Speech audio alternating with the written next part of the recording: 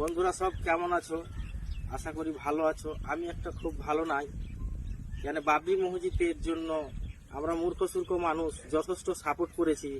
আমাদের বাঙালির একটা শিক্ষিত লোক, সে আলেম, তার নাম শুনছি মমতাজুল ইসলাম। সে কি বলে দেখুন, তারপরে আমি কিছু বলছি। আমাদের অরিজিনাল যে বাবরি মসজিদ ছিল, ওইটা আমাদের অরিজিনাল বাবরি মসজিদ। তোমার এই নকল বাবরি মসজিদ নিয়ে মানুষকে ধোকা দেওয়া ছাড়া আর কিছু নয়। আমরা এই বাবরি মসজিদ চাইনি। নরেন্দ্র মোদী সরকার রাম মন্দিরের সাইডে 5 একর জমি দিয়েছে মুসলিমদের মসজিদ করার জন্য। তোমার যদি ক্ষমতা থাকে, তোমার যদি পাওয়ার যদি থাকে, তাহলে তুমি ওই 5 একর জমিতে বাবরি মসজিদ করে দেখাও, তবেই তো বলবো বাপের বেটা।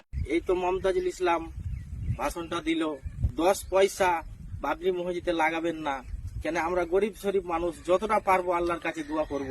এই ধরনের মমতাজুল ইসলামের পয়সা 10 পয়সাও হুমায়ুন কবির দাদা অবশ্যই লাগাবেন না, এটাই আমার আবেদন।